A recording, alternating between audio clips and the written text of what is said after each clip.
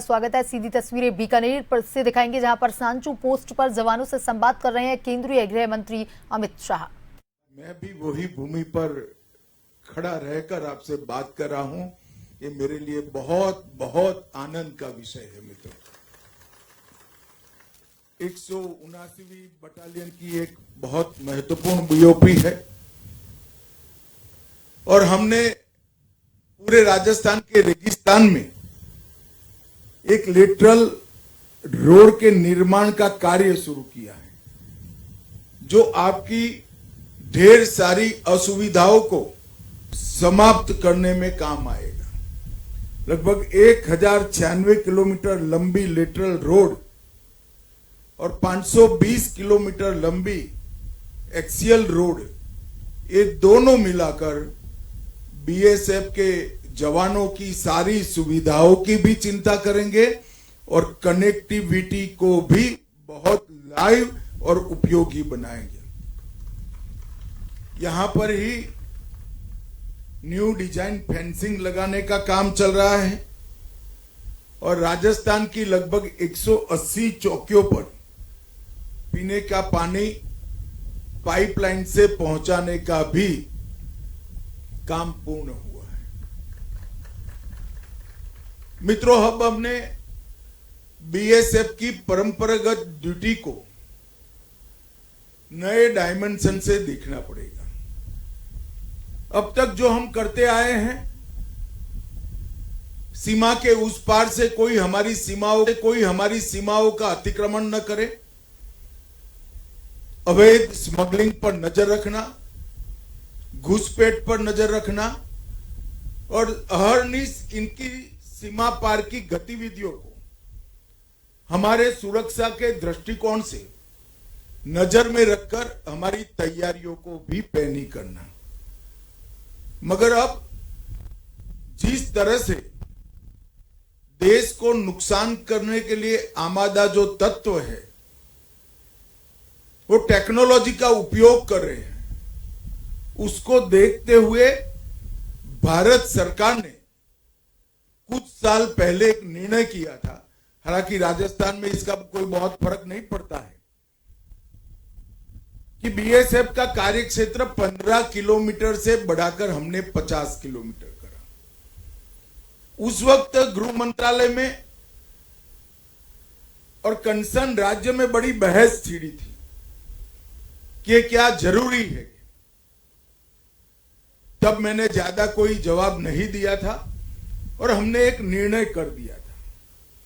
वो निर्णय करने के पीछे एक मंशा थी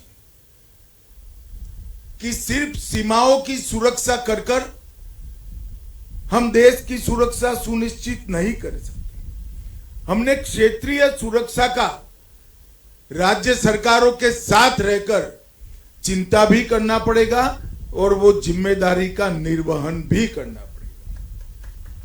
हमारी जिम्मेदारी है कि सीमा से नजदीक 50 किलोमीटर के किसी भी गांव में कोई अवैध निर्माण होता है तो हम सिविल प्रशासन को सूचित करें, कलेक्टर को सूचित करें, एसपी को सूचित करें। हमारी जिम्मेदारी है कि 50 किलोमीटर की बॉर्डर तक के सभी गांवों में जनसांख्यिकी का परिवर्तन हो रहा है, कृत्रिम परिवर्तन हो रहा है, तो उसके प्रति सजग रहकर राज्य सरकार को आगाह करें। हमारी जिम्मेदारी है कि ड्रोन और अन्य उपकरणों से नारकोटिक्स और हथियारों की स्मगलिंग होती है तो इसको कठोरता के साथ बंद करने के सारे उपाय हम करें। भारत सरकार ड्रोन रोधी संयंत्र लगाने की शुरुआत अगले 6 माह में ही कर लेगी, परंतु ड्रोन उतरता तो भारत की भूमि में है। कौन रिसीव करता है, कौन इसके अंदर के मटेरियल को देश विरोधी कार्यों के लिए उपयोग करता है, इस पर हमारी पैनी नजर होनी चाहिए। और इसके लिए, इसके न्यूट्रलाइजेशन के लिए सिविल अथॉरिटी और डिस्ट्रिक्ट पुलिस से हमारा जीवंत संपर्क होना चाहिए और परिणाम लक्षी कार्यवाही भी हमने करनी पड़ेगी। सीमांत गांवों का विकास नरेंद्र मोदी जी ने जो योजना बनाई है इसके तहत हो रहा है। वाइब्रेंट विलेज प्रोग्राम के तहत इसमें बीएसएफ ने लीड लेनी चाहिए और राज्य सरकार और भारत सरकार दोनों की जन कल्याण की योजनाओं का सीमांत गांवों में 100% सैचुरेशन आए, इसके लिए भी हमने काम करना है। यहाँ की प्राइमरी स्कूलें, सेकेंडरी स्कूलें और हायर सेकेंडरी तक हम लोगों का बच्चों से, किशोरों से और युवाओं से संवाद होना चाहिए। सीमांत गांव में रखने वाली सभी जागरूकता से हमारी आने वाली पीढ़ियों को हमें जागरूक करना पड़ेगा और ये बीएसएफ, सेना और जागरूक नागरिक ये तीनों मिलकर एक मजबूत सुरक्षा की ग्रिड बना सकते हैं और इसके साथ साथ यहां की सरकार का स्थानीय प्रशासन, ये चतुष्कोण जब तक हम समाप्त नहीं करते हैं कभी भी हम सुरक्षित सीमा की कल्पना नहीं कर सकते। सरहद के उस पार से पैदा होने वाले सारे खतरों पर हमारी नजर तो होनी ही चाहिए, मगर सरहद के उस पार से सरहद के अंदर जिन लोगों का उपयोग कर कर आंतरिक खतरा होता है उस पर भी हमारी नजर होनी चाहिए और उसको भी निर्दयता के साथ कानून के तहत कार्यवाही करनी चाहिए। इस प्रकार की एक चतुष्कोणीय सुरक्षा ग्रिड ही हमारे कंप्लीट सुरक्षा ग्रिड की कल्पना को पूरी कर सकती है। मैं कुछ दिन पहले बिहार के सीमांचल में गया था, वहां पर एक डिटेल मीटिंग इस बारे में स्थानीय प्रशासन और बिहार सरकार के साथ हुई थी। आज भी दोपहर के बाद स्थानीय प्रशासन, मुख्यमंत्री जी और सीमा सुरक्षा बल के डीजी और गृह मंत्रालय की एक संयुक्त मीटिंग है। इसके बाद कच्छ की सरहद पर मीटिंग है, इसके बाद त्रिपुरा की बॉर्डर पर मीटिंग है और अंततोगत्वा बंगाल में भी ये मीटिंग को हमने सुनिश्चित कर दिया है। तो बीएसएफ की एक प्रकार से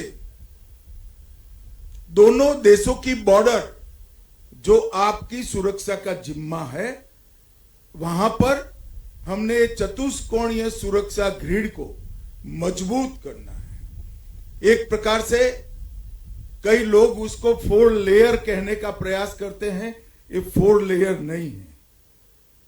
किसी भी खतरे के लिए चारों चार की संयुक्त जिम्मेदारी करनी है और इसीलिए मैं चतुष्कोणीय ग्रिड का नाम देता हूं।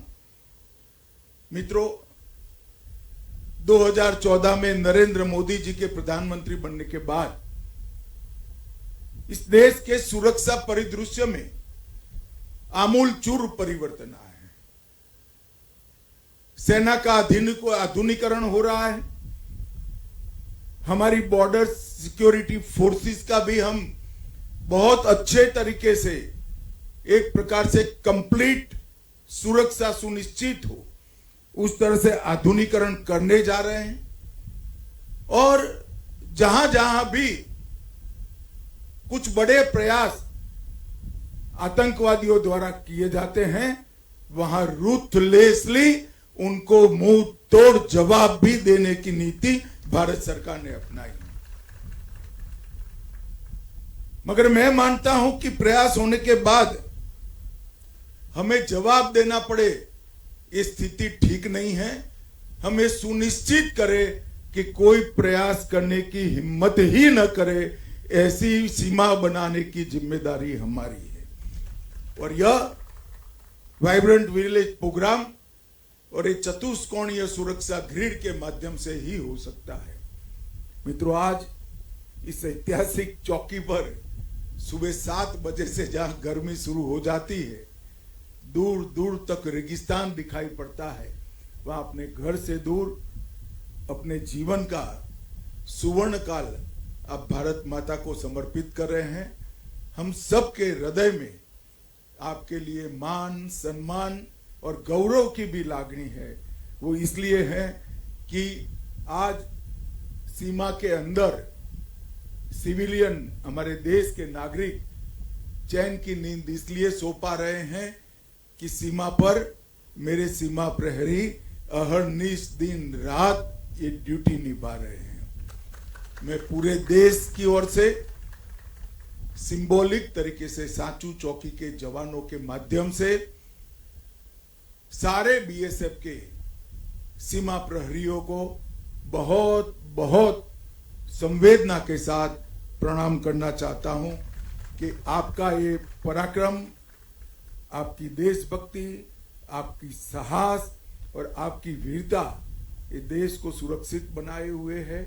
आपकी सुविधा के लिए भारत सरकार कोई कमी नहीं छोड़ेगी और विश्व की अच्छे से अच्छी टेक्नोलॉजी भी अगले 1 साल में आपको उपलब्ध कराई जा रहेगी। मगर इस सब के साथ भी आपका समर्पण का मूल्य कम नहीं होगा, ये सुनिश्चित है। फिर से एक बार अनंत अनंत